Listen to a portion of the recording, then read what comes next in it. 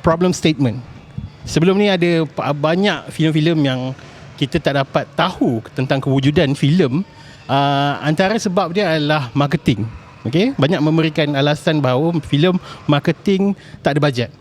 So, apa daripada segi pihak Pure Pixels ini, Zaf membukakan peluang untuk Mulut Podcast Session ini kepada semua filem.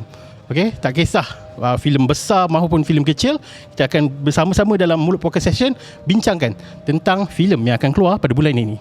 Assalamualaikum dan juga salam sejahtera. Hai, kembali lagi ke Zaf Vlog.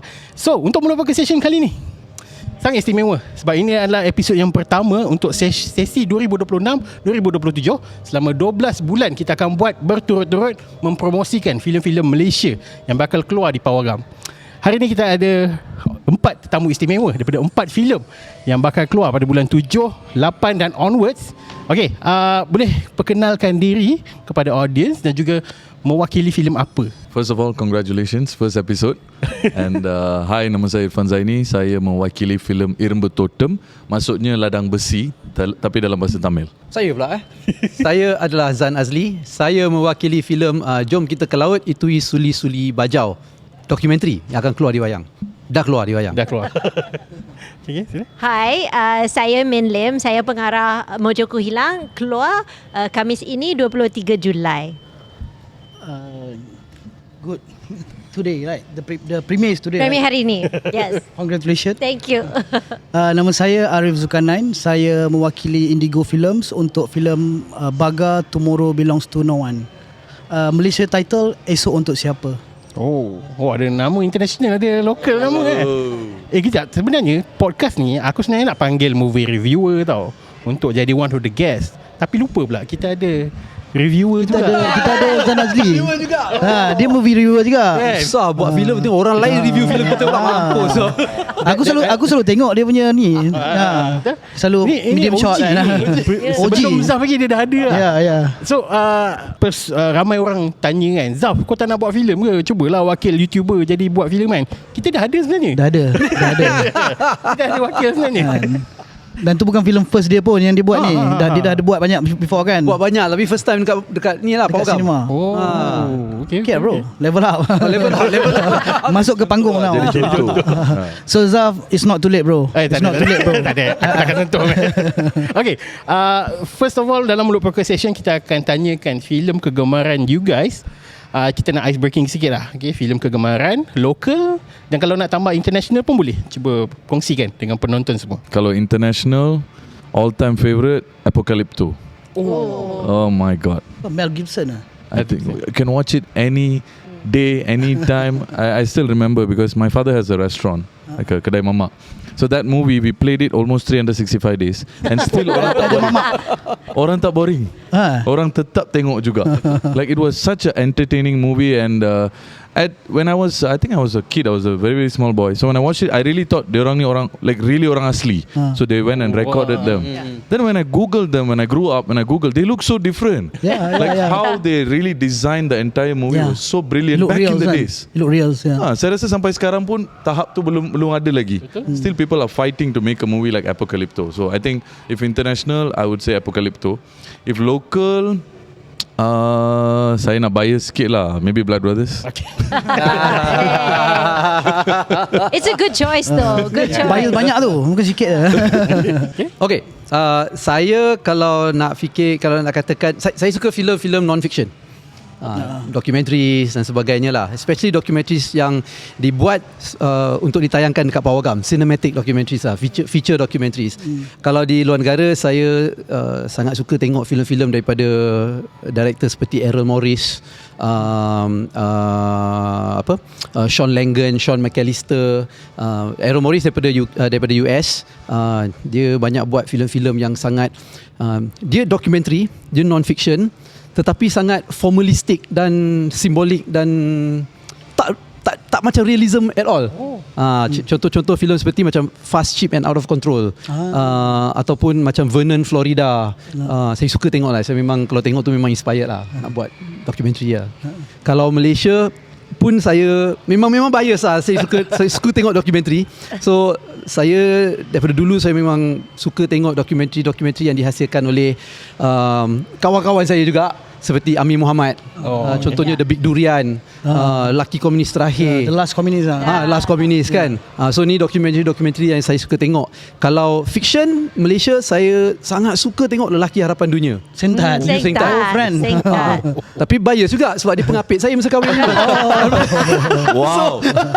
Bias sangat. Sangat kan? Sebelah. Sangat. Aduh, susah. But it's hard to hate Sentat loh. He's so beautiful. Dia comel kan. Dia sendiri comel kan. So, I mean, he put a camel in the kampung. Yeah. I mean, who does that? Yeah. Okay. Untuk saya, kalau international, the movie that made me want to do this job, right? Whether that is pengarah ke penerbit ke, is actually Star Wars. I saw it when I was very young. I think maybe 10 or 11 on Laserdisc. Zaman tu. So you can tell how old I am lah, right? Zaman tu on Laserdisc, and when I first saw it, it just blew my mind. It's like, what is this, right? You see the words, then you see the ship, and then you see the lasers. Pew, pew, pew. And you're just like, what is this, right? And then, so from that time, I macam mau, like, I wanted to find out how things are done, how it was done. So kan, like, if you grew up in pada zaman 90-an, 2000s, right? Malaysia was home of pirated DVDs. Yes. Kan? Home of pirated DVDs. Kalau tak ada pirated DVD, tak tengok pun Tak film tengok tu. pun. In fact, your pirated DVD seller has better film education than the guy who went to film school. Betul. Kita dengar rekomendasi dia orang. So correct, true. correct. Right? So I, unfortunately, every time I go to my DVD seller, Jala Alo, I would say, got special features or not? Kalau tak ada special feature, I tak beli. So most times they don't have special feature kan, so I kena beli yang original. So I bought a lot of original DVDs just to find the special features of how they do it, the BTS, because at the time susah nak dapat. So that was international. But if you talk about local, for me, is The Journey. Chiu Tao. Chiu Tao's journey. Because I feel that it's the one movie when you watch it, emotionally banyak sentuh hati. Betul. Right? It's very But jujur. It's very jujur. And aside from that, it's the one movie that all Malaysians went to see. Right? Irrespective of race. You made it was essentially a Chinese movie, but everybody went to see it. True. And I thought, hey, this is a Malaysian movie. It's not a Malaysian Chinese movie, it's a Malaysian movie, and that's what we're trying to do, I think. Cakap pasal cetak rompak dia terus kenangan dulu. Betul lah, aku pun pasal kita cetak rompak dulu, mana ada special features yang Tak ada langsung. And the best Tapi part, ada tau, certain yang ada tau. Yes. cerita yang cetak rompak tu akan cakap buy the gold disc. Yang cetak rompak tu ada benda tu. Buy the gold disc instead of the Kita pun keliru. Bukankah ni cetak rompak? cetak rompak pun ada quality dia standard. Dia pandai pretentious tau. Pretentious tau. Exactly. You know what I've been saying that what I want to do is do a coffee table book of all the covers of the cetak rompak DVD, because they are all like you will have a beautiful mind, but then there will be a sexy girl. Yes, betul. Yeah, true. Cakap pasal terkenang-terkenang kan. Aku trigger ni. Sebab dia cakap dia tengok Star Wars Laserdisc. Kalau aku tengok Star Wars dekat wayang macam mana? Not the first Star Wars, but I think Return of the Jedi tengok dekat That's wayang. 82. Yeah. 82. Yes. See? Star Wars. I VC that, bro. Yes, exactly. And if I didn't shave, you will see it even more. Tapi this is a compliment to you bro. You doesn't look old bro. You doesn't look old. Seriously bro. No serious. Young at heart. Young at heart. Young at face also. Okay. Topik seterusnya. Sama. No, Min. No, I finished. Oh, we finished already. Okay, your turn. I think I just resonate with Min just now. The cetak rompak is actually shaped my filmmaking journey. So those zaman yang kita dekat SS2 pun banyak, ada satu kedai, 2-3 kedai kan yang very famous. Tapi my DVD cetak rompak journey start way back when I was I think 14 years old. I dekat pasar malam dekat kampung I, dekat Setiu, Terengganu, Sungai Tong. Shout out Sungai Tong. Yay. So that's where I discover those were I think the DVDs movie era though, like Silver Chong ke apa kan. And I discover Johor UA orang pasar malam cetak rompak filem tu best tu. And bila I tengok Johor first time dekat rumah kan, I rasa macam why this is so close to me. why this kampung, why this lembu-lembu in Johor punya universe kan. I rasa macam something yang resonate dengan I punya kehidupan dalam di community kampung I. So I punya kecintaan pada filem tu bermula awal lah.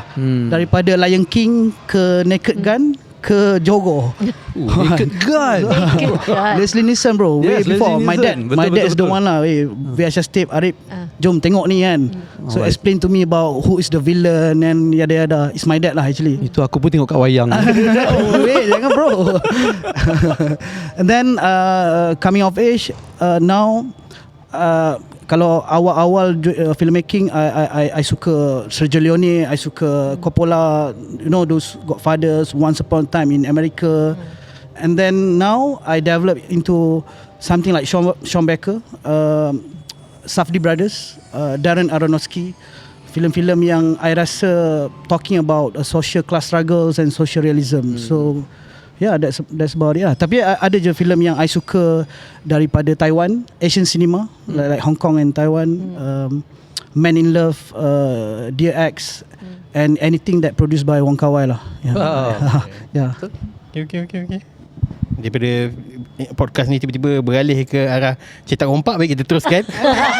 We don't encourage. Yeah. We don't encourage. Because we also don't know we were kids. Ya, kita masih kecil, kita mana tahu kan. Alamak, aku tahu siot. Do not say that live. My DVD seller was Sky. His name was Sky. I think every DVD seller's name is Sky. Yeah, can send message and then book the DVD for you. Salah betul Azaf juga. Salah kita ni. Kita tengah we are not promoting cetak rompak, please. Please do not Don't do buy It's pirated DVD. nostalgically criminal. Don't do this at home. Alright. Okay, untuk filem-filem you guys, boleh tak ceritakan sedikit, serba sedikit, with no spoilers, filem korang tentang apa sebenarnya yang akan dikeluarkan ni? Okay, so filem Irembu Totem ni, since the pronunciation is difficult, saya tukar kepada Ladang Besi. So senang nak bincang. So Ladang Besi ni sebenarnya dia pasal seorang budak sekolah yang umur 15 tahun yang hilang. Lepas tu apa yang jadi dekat dia dalam 2-3 hari tu, and investigation dia pasal dia hidup ke tak, dia macam mana, or whatever yang berlaku dekat dia. So polis ni dia datang daripada bandar, dia ditransferkan kepada hulu. So budak sekolah ni dari hulu, like contoh kita cakap macam kampung lah, dari kampung. So something happened to her, tapi kampung ni adalah kampung yang aman, tak pernah ada crime. Crime paling besar budak sekolah curi pencil box dia. Itu je crime paling besar. Tapi tiba-tiba ada satu budak sekolah ni hilang. Apa yang jadi dekat dia? And you know what's the fun fact? This is a true story. Yang betul-betul berlaku masa director tu dekat sekolah. Marketing dia bagus. Aku dengar nak tengok je kan. Rasa nak tengok je. I want to watch that. I watched the trailer and I love it. Yeah. I love it. But what actually made Irfan ambil cerita ni, sebab crime thriller banyak. Like, you know, to be honest, I didn't know Arif is coming today. I wanted to end the session with, if you like Good Boys Go to Heaven, you will like this. Tapi dah ada Arif. So basically, I pilih skrip ni sebab the info was very very good. Tapi dah ada kat trailer lah, I can reveal it now. I didn't know that kalau kita nak dispose satu mayat ni, kalau kita tak nak tulang dia tinggal, kita bakar dengan gula. Oh ya, dalam trailer tu ada cakap, I pun I had pakai no gula. idea. So benda-benda macam tu yang bagi saya rasa macam I want to do this film because the director did his research. Si baik dia kata I want to do the film. I want to bakar mayat. I was going to say, also children, please do not bakar mayat dengan gula. Sama macam piracy, kita cetak rompak kita tak Cara dia cannot just put the gula. No, it doesn't work like that. Kau ingat pun gula macam tu. Bukan macam tu. But how do they know about it? Like Okay, gula exactly. things. It's very chemist thing. He did the research with apa dia panggil? The person who was in charge of the actual crime. Oh. But is that what happened Is that in really the what happened? actual? Okay, it's a mix of two different stories. Okay. The girl missing and this sugar is two different crimes. Faham. But the director inspired it and made it into a single Faham. story. But he was present when this happened. Yeah, so it was very interesting when he told me the story. And at the end, he told me, Irfan, all this actually happened. I was like, what? So I think benda yang interesting pasal cerita ni adalah like any other crime thriller, dari awal sampai habis you will be suspecting everyone. Even me. Even me, like my role. And another interesting role is kita ada satu YB yang berlakon dalam cerita ni. YB Yunishwaran. I don't know if you guys are aware. So dia ada berlakon dalam cerita ni. And watak saya for the first time dalam cerita Tamil, watak Islam. Ya. And I ada scene-scene yang pergi solat, Betul. pergi masjid. I feel like wow, that's amazing because even my watak is inspired by one of a police officer yang dia kenal. So I feel like it was very, like you said, I think a lot of people can resonate with the script, especially orang-orang yang tinggal dekat hulu-hulu. And siapa-siapa yang tahu pasal cerita ni, mungkin dia macam, ini bukan ke, because I cannot mention about who or whatever that happened, tapi I think ramai orang boleh resonate in that part of negeri. I cannot say which negeri, but that negeri. You cannot say that this is a true story. You cannot mention it. Yeah, we are just going to say it's based on true story. That's it. Like we cannot really But mention. which tak ada begitu spesifik mana apa. Yeah, To- cannot to because take care of sebab the sensitivity, dalam cerita right? ni pun negara tu bukan Malaysia. So we cannot say that, of course. Okay. Yeah, because we don't want to ruin any people's reputation or whatsoever. Yeah, it's sensitive lah. But yeah, so Irumbu Totem is based on that. Tapi the movie was supposed to release on 23 Julai. Tapi disebabkan ada lagi satu filem yang keluar dari India, filem Vijay, filem yang sangat-sangat besar, and Irfan ada dalam filem tu juga. So disebabkan konflik ni, we are planning to move forward lah, pergi ke August. Also sebab we thought about it like mana kita nak pergi ni. Okay, August, kenapa? Sebab filem ni dari awal penerbit dengan pengarah want to make sure it's a Malaysian film. Kalau cerita Tamil je semua pelakon Tamil. Yeah. So no, we have Malay actors, Yeah. we have Chinese actors. That's So great. we made it a Malaysian That's great. film. So saya rasa benda tu akan menolong lah filem ni. So siapa-siapa yang peminat Good Boys Go to Heaven akan suka. Irumbu Totem. Nasib baik tak clash dengan Mojoku Hilang. Boleh tengok Mojoku Hilang You can watch this week. both. That's right. Nanti bulan depan you tengok cannot ni watch lah. both. So we are moving away. Let Mojo come first. Yeah. Okay. Okay, saya. My film is called Jom Kita ke Laut. Itu is Suli-Suli Bajau.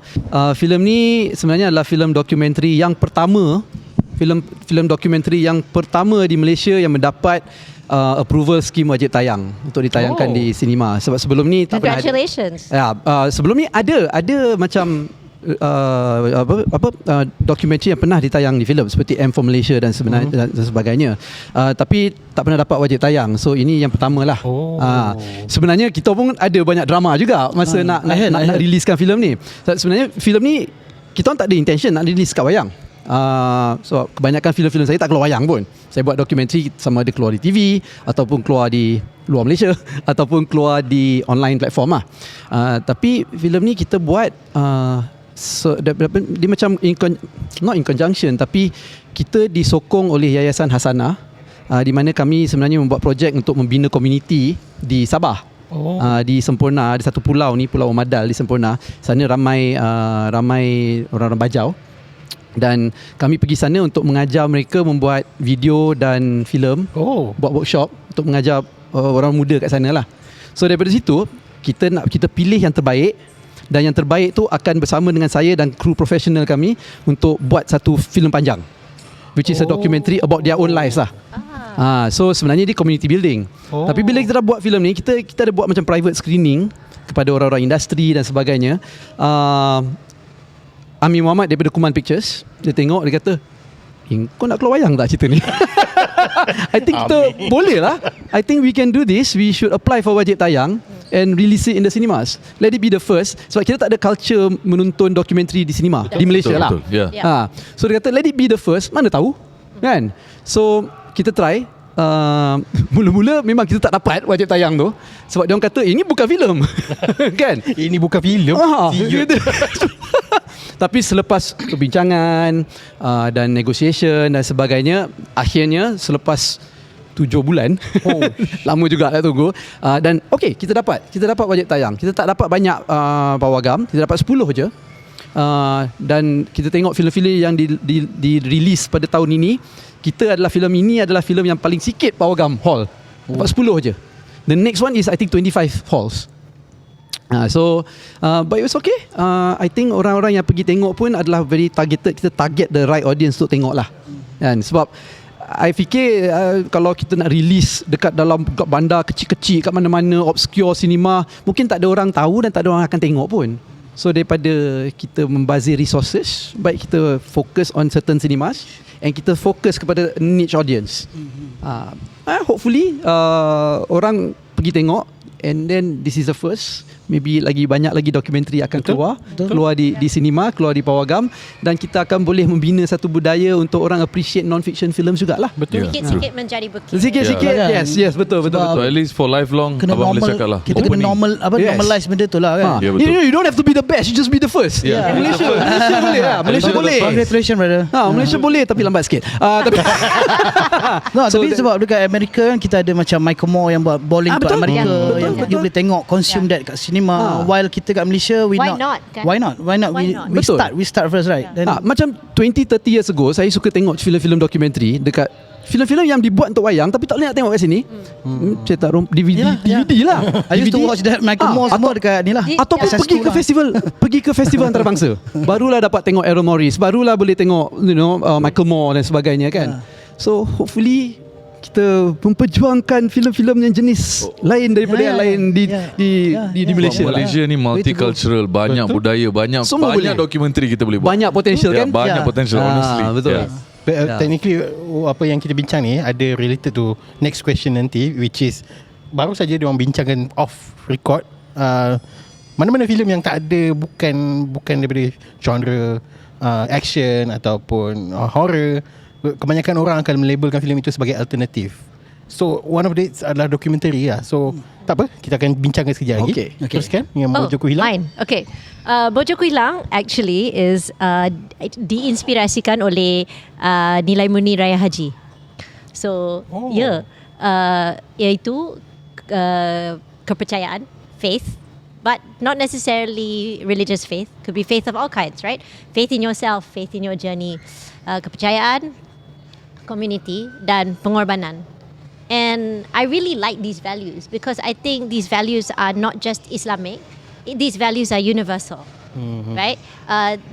The story is about a man who lost his cow, cow lembu, and found his purpose. And nama lembu tu Mojo. Faham. So he lost himself as well. He lost himself along the way, right? But he found himself He found also at the end. in a kampung in Perlis. So Yes. it's a kampung romantic comedy, but obviously the romance is not with the cow. Thank you for clearing that up. I don't think Thank you, anyone would have thank you. thought. I don't think so. People ask this question. They give me funny looks when I say it's a romantic comedy and it has a cow. Okay, people give me funny looks. I'm glad you guys didn't go there. So it's a kampung rom-com because I grew up on these the quirky British village, not necessarily village, but quirky British rom-coms, right? Like you talk about Love Actually, you talk about Tamara Drew, you talk about Best Exotic Marigold Hotel, things like that where it's not just young people, tau. The kampung is everybody. It's older people, it is quirky people, it's funny people, right? In many ways, it's like Singtat's Kampung.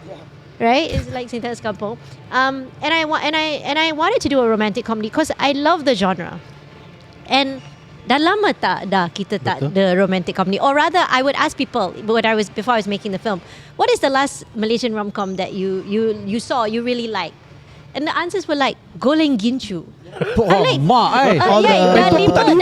last. Rambut hitam lagi masuk Goleng Gincu keluar. All the Bernard punya films lah, Bernard's Istanbul. film, Istanbul Aku Datang, all these films, right? And I was thinking, come on, we haven't made a really nice rom-com since then. Takkanlah, it's like, I love it. Where did the genre go? Indonesia makes them. The Philippines, the highest grossing movie in the Philippines is a rom-com. Shows how lovable they are. Right? Yeah. Orang Philippines. Yeah. Kita tadi baru ni Kata Hati lah, Nadia Kata Hamzah. Hati. But Kata Hati and I, we were made around the same Yeah, time. correct. So Nadia Yeah. and I probably had the same hypothesis, right? And so it was like, okay, I really want to make this rom-com. It's also my first film sebagai pengarah. So I was like, what can we do that is kind of small-ish, good for first film? Because inilah producer talking, right? Yeah. It's like if I was going to give myself a film. So I decided, okay, let's do this rom-com because actually konsep ni I dah kenal lah 10 tahun. It was on my desk all this while. It's just it never got developed. And one day I said, okay, let's go and do it. So we did it. So that's Mojoku hilang. Nice. Tapi I think I pun rasa happy bila Kata Hati, your film Mojo, and also genres yang slightly different than yang selalu kita ada dekat Usual lah, hunter right? action. Yes. 5,000 this year 5,000 And 5,000 did so I mean, well. Beside all preference tak kisahlah kan, tapi kita rasa kita perlukan the variation of films. Yeah. Kita, True. kita tak boleh stick to 2 genres saja kan. True. Kita kena diversify kita kena banyak konten-konten genre yang lebih luas lagi kan. And actually kalau you tengok komen kat online or whatever, a lot of people say kenapa tak keluar film genre lain, right? I mean, to me it's also a business. Kalau keluar film genre lain tapi penonton tak support, then it's very difficult for producers nak invest dalam film Also, we genre understand ni. that lah, kan? We also understand. That's why people keep making horror and action, because horror and action is the thing that sells. True. Right? Yeah. So I don't know. I feel that maybe we perlukan satu change, and so that's why hence Mojo. Yeah. Yeah. Break a leg. Thank you. Very good, very good. Mana tengok Let's go, malam ni. Mojo. Okay. Oh, bagaimana ni my film Baga Esok Untuk Siapa, dia sebenarnya a small stories that I discovered in the Malaysian East Coast, like Terengganu. But the story is about a young lovers facing difficulty, obstacles, which one of them is a drug addict, and he needs to solve a problem, which is a pregnant girlfriend. So dia cuba nak cari jalan untuk selamatkan girlfriend dia yang pregnant. But the decision that he takes actually adalah cerita inilah yang menunjukkan macam mana dua orang yang berada di kawasan yang penuh dengan kemiskinan ataupun juga dengan I don't want to misinterpret because nanti Terengganu punya orang marah kan. Tapi in a way it's a story about it's a love story about drug addict and also a pregnant girl lah. Then but it's telling a story about drug statistic in Malaysian East Coast. It's triggered from my concern lah, because I'm from Terengganu. I remember during COVID-19, I supposed to direct my first film that time. Tapi 3 days before filming, COVID, ada lockdown. So I stranded in Terengganu for 6 months. Berapa lama kita punya first PKP tu kan? Almost lama. Lama. I think around 6 to 8 months. Then I started to think about whether it's betul ke decision I nak buat filem tu, because that one is action, assassin and yada-yada. Then bila I di Terengganu, itu adalah waktu yang paling lama I di Terengganu setelah I bekerja di Kuala Lumpur sebagai pengarah, sebagai penolong pengarah that time. So I baru buat 2 telefilm je that time, and the third one is going to be my first film. Then I decided to not do that film, the one that postponed tu, sebab I rasa my first film should be something coming from my heart, from bottom of my heart, and talking about my people. Then that's why I decided to write Baga, and it takes me like 4 years to finally produce and direct Baga lah. Because after that, coming back after COVID, I did One Sentive and few other project. Then bila dah ada confidence sikit, baru I proceed with Baga lah. With the help of my friends Syafiq Kal and Syafiq Yusof, we did Baga together. So Baga is about that lah. Kabel cikang mat Syafiq double kat situ. Okay, bercakap tentang alternatif filem tadi tu kan. Tapi betul, bila terlalu banyak sangat filem-filem tempatan fokus more on one genre atau 2 genres tu, filem-filem lain dia akan mendapat satu tempias bahawa filem mereka dilabelkan sebagai alternatif. Padahal tak pun. Filem genre tu komersial dia, tapi disebabkan jarang sangat keluar sampai kena label alternatif. Apa pandangan you guys, dan benda ni adakah berlaku waktu kita ni sahaja ataupun daripada dulu lagi memang dah jadi macam ni? Sebab kalau nak dikatakan macam tadi ada Istanbul Aku Datang, Golden Gicu, waktu tersebut ada banyak je genre. Tapi kenapa zaman sekarang ni macam tadi lah cakap tak jumpa. Tahu-tahu ada 1-2 filem kan. So apa pandangan you guys tentang perkara ni? I think kat Malaysia ni sebenarnya kita industri filem adalah sangat driven by what is trendy in the mainstream.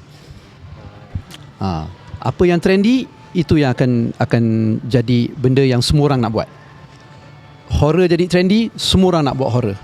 Maybe one horror film made pecah box office, semua nak buat horror sebab nak try pecah box office. Seorang buat action film pecah box office, semua nak buat macam tu. So mainly we are followers. The industry is an industry of followers rather than creating and innovating. I mean, not to say yang tak ada. Ada yang innovate, ada yang cuba buat benda yang baru. Tapi dia segenggam je lah. Yang lain-lain, most of it is ikut trend. I mean, that's my observation lah. But also it's the producers, right? Or the producers or actually the investors. Because the producers actually, we just want to make film. Right? We want to make things. But where to find, mana nak cari duit?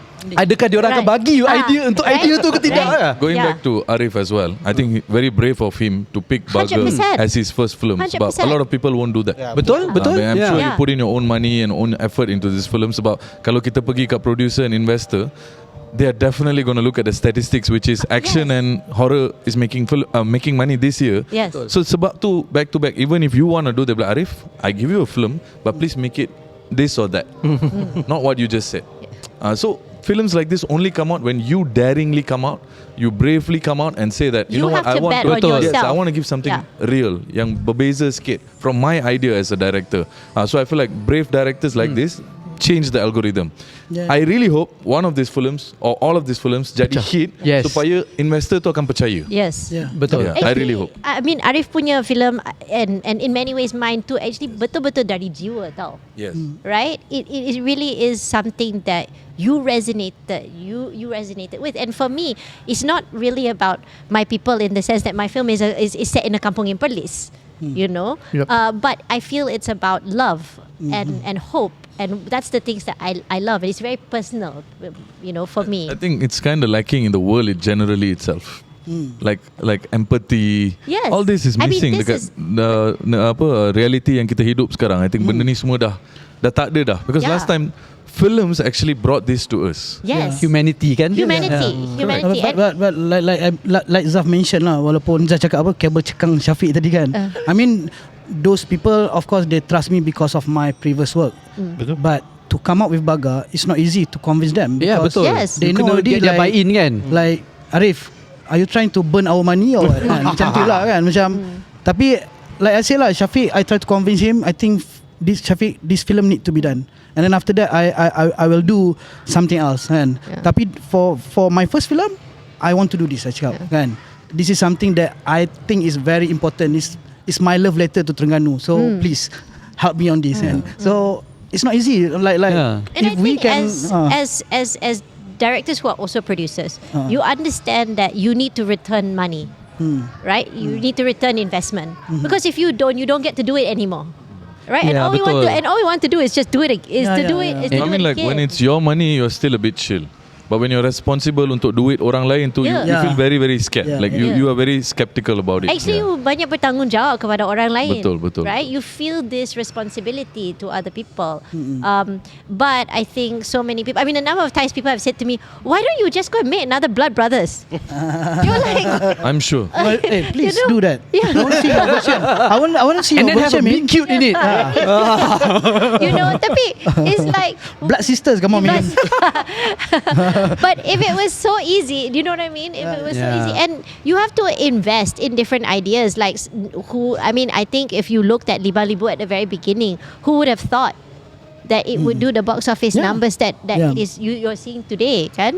Right? So sometimes it's not about what the audience wants. Sometimes it's about what the audience doesn't know that they want. Yeah. Okay, a very good nice, example. nice. A very good example I can give kita orang ialah industri India. They are very dependent on commercial film.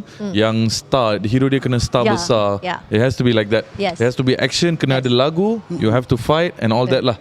There's like a But formula. there's this one producer called AGS Entertainment. Okay. I work with them. My previous movie was with them. It's called The Greatest of All Time. So diorang buat filem besar juga. Filem Vijay sebelum ni dengan diorang, dia produce. But they did something. What they did was they allocated fund yang kecil untuk filem-filem macam ni.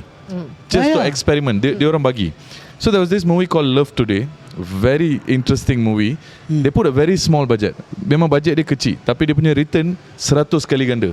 So sekarang Algo India dah tukar. Filem macam ni yang keluar banyak. Kita perlu But producer macam ni lah. Ya, betul. But Benda ni actually, berlaku dekat India. the trend is not just us lah.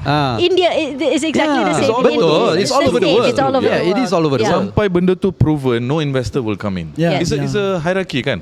If investor tak nak, immediately the movie don't happen. You know, for them, it's such a good thing that in their mind, they're like, this is the one that we know makes us money, but we can afford to take a little bit Yes. and invest. So she And did it. invest. It's a woman. Yeah. Tapi Aishwarya. rasa kat Malaysia ni producer funders yang boleh bagi duit macam ni, diorang mampu ke untuk take a risk even with a small fund? Ke semua dah macam Example, we have Shafiq helping him out. We So need that to is a find- risk. Yeah, Benda tu yeah. adalah risk. InsyaAllah. But I think inshallah. But I think we need in Malaysia people, studios like A24 or GDH. Yes. Sorry to name drop, but you know GDH in Thailand, right? Yeah. How they Grandma. allocate grandmas and yada yada way before that kan. So those are investors or producers that actually willing to Allocate. allocate. Let's do this. I know now the first year it doesn't work, the second year it doesn't work, but it's slowly actually. Kan? Actually, sometimes you kena build up the market. Yeah. betul. Yeah. Kena ada jangka panjang, the yeah. foresight. Sebab I think I percaya yang macam Min cakap tadi, producer percaya yang rakyat Malaysia hanya nak horror and action. Tapi kita sebenarnya kena bagi I mean not to say educate, but in a way to giving them a extra dimension in Malaysian Bagi cinema. options je. Bagi option. Bagi option je. Create Kita awareness bukan nak sikit. mengajar pun, kita bagi option kan. So our audience now is very smart. Because I did Good Boys. I also when I did Good Boys, I very scared. I thought like macam orang akan tak suka series I ni dekat Netflix ni kan, dekat Astro Shaw. Thank you so much. And sorry. Tapi in a way, bila I tengok the reception is very good. It's very good. It's crazy. Yeah, it's crazy. But even though me myself doesn't really venture or interest in telling the investigative Narrative, place, yeah. sebenarnya I'm talking about different things. Tapi audience take as cerita ni penyiasatan ni, siapa yang bunuh dia But ni. it's okay. But for me like I think that in second actually my priority is the Yes. mental health Correct. and also Child. sex Yes, abuse. yes, yes. So but it's okay, but we see people are clever now, audience are clever now, so I'm so happy But with the current sometimes you situation. make something and you put it out in the world, and you yang focus on one thing, but sometimes people take away something else, but that's Yeah. okay. Yeah. No, Really, that's like great. dia macam ni tau. Dia macam bagi makanan dekat baby. Example, kalau kita feed brokoli dia tak nak. Tapi kita kena trick dia sikit. Kita kena tunjuk bulu sikit kat dia. Faham tak? You get the metaphor, right? Yeah. So sure. even our film, Erin You Betul dress it in very some- similar. Yeah. We have a core story, but I didn't even tell you the core story of it. Like there's a core story, there's a message Yes. yang kita nak sampaikan. Tapi kalau saya sebut macam tu boring. Dia boring. Yeah. Kita kena bagi menarik sikit. So you Bagi put diorang the broccoli and cheese Bagi diorang and duduk you dulu. Lepas tu baru kita suap. Dia macam, hey, oh shit, alamak, I tak sedar lah benda ni berlaku. Yeah. I'm like, yes. Bagi gula sikit, bakar mayat seketul. Betul. Ini dah jadi promo. Pelaris. Unnecessary promo ni. No lah, I think maybe this is a bit antithesis with what Zan is doing now lah kan, because Zan is doing documentary, we are doing fiction, right? You are doing non-fiction. So macam Baga, the motivation behind that is like for the last decades I saw the statistic in the Ministry of Home Affairs kan, KDN and AADK, Agensi Anti-Dadah. I nampak the abuse of pil kuda or methamphetamine in Terengganu and Kelantan is very champion lah. Dia are champion lah. In 10 years tu dia orang memang nombor 1, nombor 2 lah kan. Tapi how to tell the stories kan, I need to come up with, like you said Yes. about Yes. the broccoli tadi tu, I need to come up with the love elements and the struggles and to show to people like actually don't do drugs. So I need to tell that in a subtle way, in a way not in a way that they can accept, right? Like when we did Liar, right? When we did Liar, we looked at the statistics for sexual abuse in this country, not sexual abuse and rape, and it's terrible, right? And I started asking people, like my friends, kalau you or your friend or has something happen to them, do you know what to do? Nobody knows what to do, right? And yet the statistics are so high. And when we did Liar, we said, okay, we have a message. But we can't make a documentary because nobody will watch this, and then it doesn't help anybody. But especially if you are just preaching, right? You cannot preach. But if you do it in a way that's entertaining, kan, macam ada misteri, ada siasat, which is what we did with Liar, people will really accept that. Then they get the point that you are trying to make. But I think documentary also have a clever way to tell the stories, like what Michael Moore or even Zan, our friends here do. Then if you watch Netflix documentary, for example, kan, Exactly. I don't know where you stand there, but for me, I enjoy watching that. I do. Yeah. Enjoy it very much. Yeah. So I think we just need to Find a way to tell the stories, right? Yeah, exactly. Both is storytelling je. Betul. Yeah. Actually, filmmaking itself is storytelling. Because I think Mojoko could be different if Arif did it. 100%. Yeah. His POV probably is from the cow. Maybe You may never know. But that Kau makan pil kuda.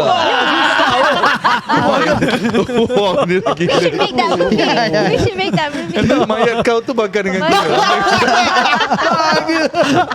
Betul. So basically memang film is untuk hiburan. Yes. But if we can also give some community message, message, yes. why not? Yeah, Why betul. not? Why not? Yeah. The awareness. Yeah. That's the whole idea. Yeah. Nice. Hampir bergaduh tadi. Okay. Okay, kita teruskan ke next topic about.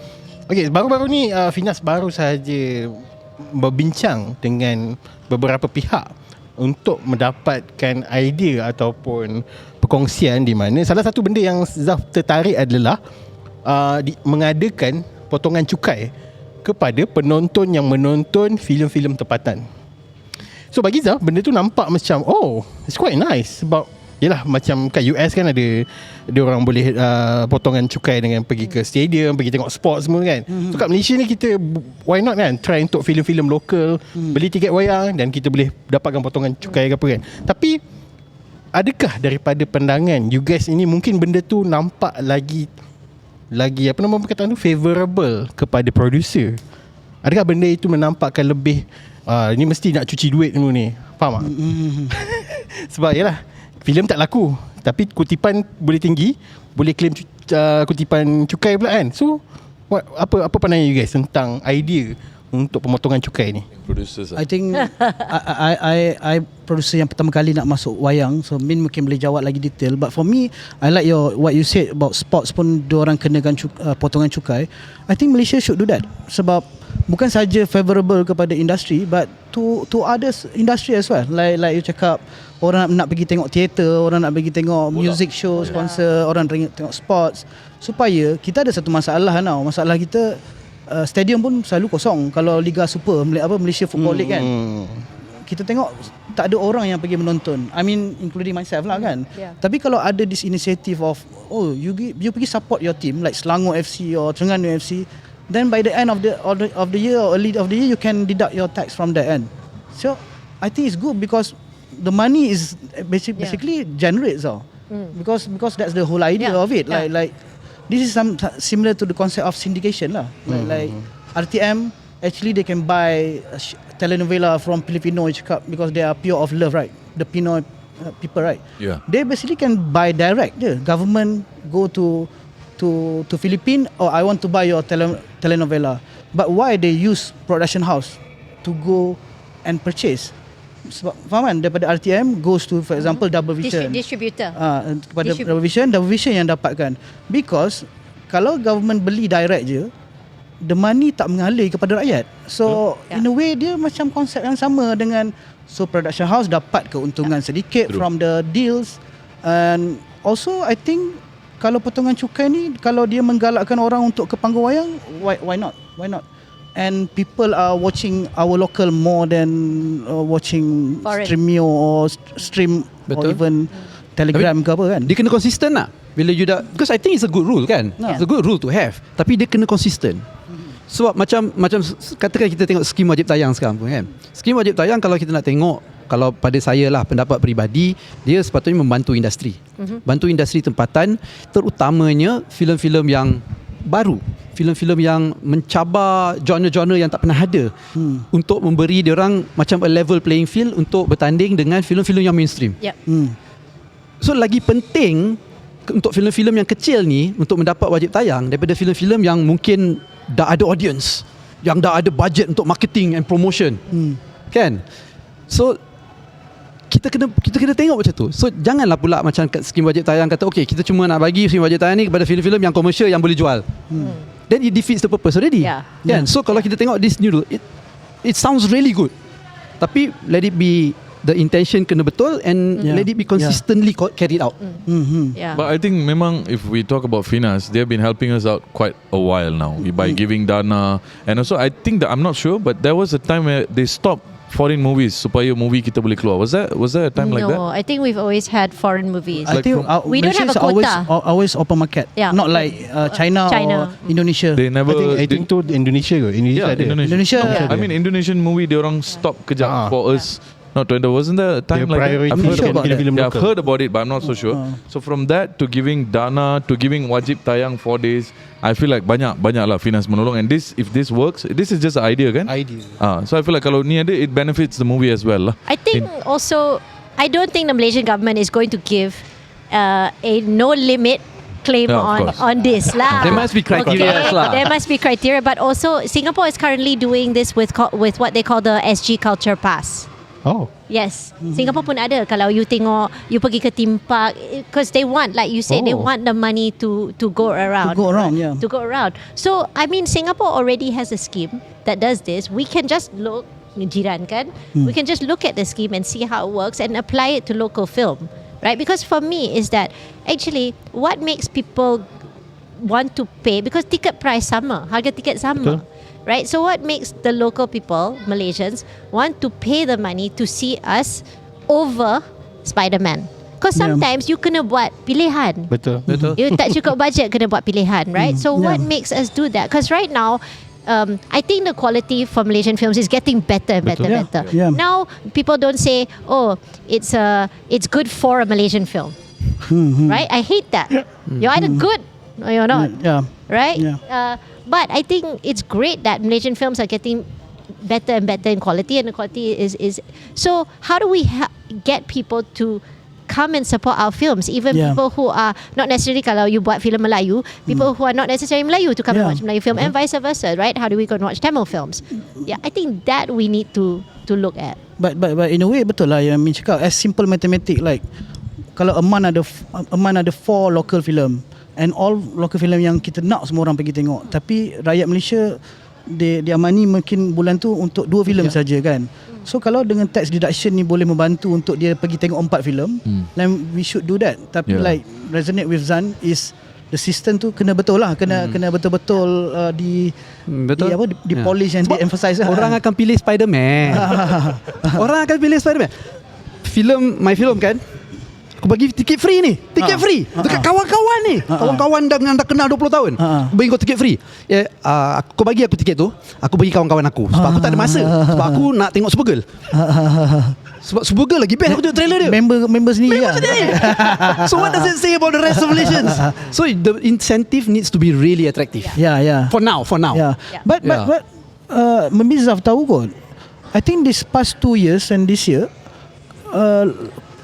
local punya collection lagi banyak daripada international kan? Yes. Maksudnya ramai orang menonton local lagi daripada ni kan? I look at the box office results every week. Right, and it's true. I was saying to somebody kan, sebelum COVID, kalau you nak keluarkan satu film local, you will see which international film, which Hollywood film dekat you. Tapi sekarang Local. you don't care. You check say local. which local film. For me, that's a wonderful thing. Yeah, it's great. It's great position to be in, right? True. But when you look at the numbers, the number of films that actually do very well versus the number of films that really do not make money. You know they don't make money. You see the box office, you know they don't make money. It's like this is very small. Yep. This is huge. Yes, correct. How do we change the proportion? That's my question. That's the issue. Yes. How do we change that proportion? Yeah, because when you look at the numbers, kalau the other day because I'm an Excel geek, so I went to do a financial model for charting out box office, because every week if you have wajib tayang, every week your share is different. Yep. Right? Correct. And then if you do FIMI, you don't get entertainment tax, all this, right? Actually, what you need to make back your investment from the Malaysian box office, I'm telling you, not even 10% of the films can do it. Ya, betul. Right? How do we change that statistic? Betul. This is my question. Because dia macam kalau kita nak fikir macam tu, it's a hit and miss. Ya. Yes. 1 or 2 films je ke that year can Yeah. make money. Yeah. Okay lah, it makes a lot. Lebih baik I pergi Then casino. you overallkan semua Correct. I kan. would rather have semua pun okay. Semua pun okay, ya. Yeah, you know. Yeah. Medium. Yes. Medium. Balance. A high medium. Yes. Not or yeah. you get proportion. You invest 10, 12 million. Okay, you're going to do this. But if I invest 2, 4 million, I can still make. Right? It No, cannot. the percentage is still the same. Yes. Yeah. But I can Faham. still make money. Yes. Right? I don't need to make what the $12 million True, film is true. making, Yeah. but I can still make money. Correct. So I think this is the issue yang lebih besar daripada entertainment tax or Tapi penting juga tu entertainment tax tu. No, I know. Sebenarnya something I wish someone will also bercakap about it lah. Betul. Because with cinema or everything, we understand their problem because let's say they provide the facilities and the halls and whatsoever. Of course kalau filem tu tak ada orang tengok, they cannot like provide the space for us kalau tak ada orang pergi tengok kan. That's their business model lah. Tapi our government punya tax ni, benda ni dah lama yang I dengar orang nak fight for instead of 25% going to 20s, going to 15s, and then I hope akan ada that new mechanism lah. Macam Zaf cakap, kalau kata betul dia masih nak maintain this entertainment tax, tapi instead they help us as a makers or producer by giving this tax deduction ni. So I think this is a good move. Yeah. Tapi need to study the implementation dia macam mana lah kan. Ya. Sebab benda ni berlaku bila pembahagian tiket tu lah. Tiket harga contoh RM20 kan ada pecahan kepada sinema, kepada producer, lepas tu kepada tu kan. So benda tu bagi orang-orang biasa ni, kita tak boleh nak, benda tu dah tak boleh nak ubah. Benda tu sinema pun nak buat duit, producer pun nak buat duit. Tapi kita as a audience ni macam why not kan, buat pada kutipan cukai pemotongan cukai kan. Benda tu boleh meramaikan lagi orang untuk pergi tonton wayang filem lokal kan. Okay. Saya rasa boleh ubah.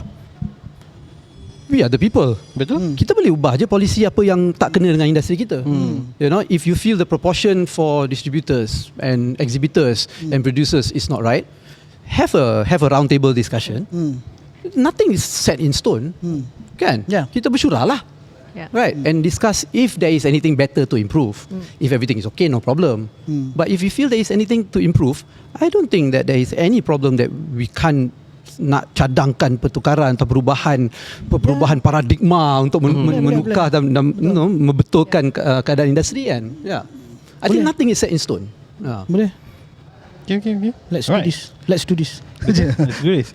Alright, Zaf lupa nak introduce kan venue kita hari ni. Hari ni kita berada di TGV Pavilion Damansara Heights. Okay, thank you so much kepada TGV kerana membenarkan kita orang buat shoot kat sini. Nice. This is a new cinema which is ada IMAX hall juga. And one of the things yang Zaf suka TGV ni adalah sebab sampai dia dekat dengan entrance MRT tau. So kalau kau masuk daripada MRT, naik lift, naik escalator lift terus sampai ke TGV. Senang dunia. Heaven kan. Heaven gila. Selalunya kalau naik MRT bapak hujung ni sampai ke hujung sana nak pergi Jalan cinema kan. Ini betul-betul atas That's good. MRT tau. So kalau kau nak tengok wayang berdekatan dengan MRT, yes, TGV Damansara Heights ni. Dan tengah tak ada orang ni, baik kau datang sekarang. Baru je kan. Mall ni baru lagi, so memang tak ada orang. Yes, TGV Kat dalam Damansara app ada. Heights. Ada. Ada. Yeah, it's already there. Audisi nak tengok sini boleh. Best. Ada IMAX. Mojo. What audisi? Tak sebab ni Dia IMAX juga ada. TGV juga nanti kan. Yes. Dia boleh kat TGV juga nanti. Oh. Yeah. Mojo. Kat KLCC. Alright. Okay, so final thoughts on this podcast. Apakah harapan you guys with your films yang bakal ditayangkan nanti ni? Boleh kongsikan kepada audience. Kalau boleh, Irfan nak filem ni jadi macam journey where orang Melayu boleh tengok, orang Cina boleh tengok, orang Tamil boleh tengok. And also disebabkan kita postpone movie ni, memang we had a lot of reasons, but one of the main to August is sebab itu adalah bulan yang patriotic untuk kita. And memang filem ni ada gara-gara patriotic as well. Like it's a very Malaysian film. Yeah. So saya harap semua orang akan datang tengok dekat wayang sama-sama. Jangan sebab ni filem Tamil, macam mana aku nak tengok? Tak ada. Tapi saya rasa ramai orang tengok filem Tamil on Netflix tengok. right now. Ramai. I bayar tiket tengok filem Tamil. Yeah. Exactly. Kalau ada filem, I tak pernah miss kalau filem Tamil, So, okay? Kalau nak rasa filem Tamil tempatan yang crime thriller, Irma Totom lah, August ni. Ladang besi. Ladang Besi. Yes. Ladang besi guys. Yes. Zan, which is untuk dokumentari you ni, after this what is going to happen? I akan pergi ke streaming ke macam mana ke perjalanan ni, cuba kongsikan. Okay, filem saya Jom Kita ke Laut ni dah habis lah tayangan dekat wayang. Tetapi kami dengan distributor kami Kuman Pictures sedang membincang untuk tengok mana platform lain yang boleh keluar lah. Buat masa ni kami dapat beberapa macam inquiry daripada corporates, corporate corporations lah besar-besar yang ingin tayang filem kami secara private untuk staff-staff diorang. Some sort of like macam CSR diorang lah untuk create awareness. Yelah. So dua objektif lah kalau nak cakap objektif lah kan. Satu is cerita tentang pemuda-pemuda yang di Pulau Umadal ni adalah sesuatu yang mungkin satu Malaysia tak ramai yang tahu. Dan cerita ni adalah datang daripada mereka sendiri. Diorang yang determine cerita apa yang diorang nak, diorang shoot, saya shoot diorang. So sebenarnya ni cerita daripada orang. Bila kita edit pun rough cut semua dia orang tengok, dia orang bagi feedback. Lepas tu kita edit ikut dia punya feedback. Right? So authentic. So satu itu kita nak create awareness tentang isu-isu dia orang. And secondly, jomlah tengok dokumentari kat sinema. Sebab memang best sebenarnya. It's a different type of genre tau. Communal experience watching documentary. Dia memang lain daripada action film, memang lain daripada romantic comedy, memang lain daripada comedy. It's different. It's just a different genre. Tapi bagi peluang storytelling dia banyak yang cantik-cantik, yang best-best. Right?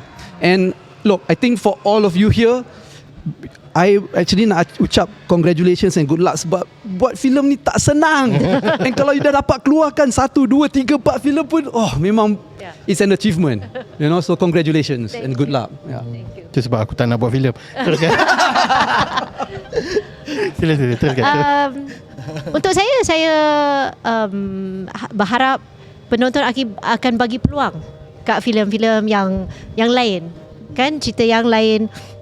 Janganlah duduk kat rumah fikir ini filem ini berbaloi, tak pergi ke Pawagam tengok. You know, mungkin I boleh tunggu tengok kat streaming, kat whatever platform. I mean, for me, we made the film to be seen in the cinema, right?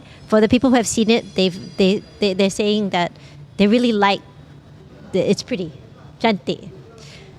I feel that kalau orang tak pergi ke Pawagam, you akan miss out on this experience. So I hope that people will give it a chance, and enjoy it. Okay. Sama juga macam Zan and resonate with our friends here. I hope people memberi kepercayaan untuk menonton genre yang berbeza di Malaysia ni, dokumentari ataupun thriller ataupun drama, rom-com or whatsoever. Dan saya juga meminta penonton Malaysia, audience yang saya rasa semakin terbuka untuk menonton filem Baga esok untuk siapa di sinema. Sebab as Min mention, memang kita buat filem ni untuk feeling the communal experience, menonton di layar besar, di layar lebar, bukan menonton di handphone atau apa kan. Of course dia punya experience berbeza kan. So tontonlah filem saya Baga. That's all. Alright, I think that's it. That's a wrap up for today. Alhamdulillah, the first episode untuk Mulut Podcast Session 2026-2027 ini telah tamat. Nantikan next month pula kita akan buat filem-filem yang akan keluar, akan datang juga. Thank you so much for the guests. Thank you so much. Thank you. Terima kasih Zaf for inviting me. Thank you so much sebab sudi datang kat sini, hadap jam, okay, semua dengan hujan lagi. Thank you so much. Jom pergi tengok semua filem ni dekat Pawagam, okay? Jangan lupa untuk saksikan semua filem, dan jumpa lagi pada Mulut Podcast Session dan Zaflog yang akan datang. Thank you guys. Bye. Alright, alhamdulillah. Terima kasih. And again, I want to apologize for being so late. Sebenarnya ada shoot tadi. Shoot tu habis lambat. Aduh, tinggal kru kat sana tu ambil datang lagi.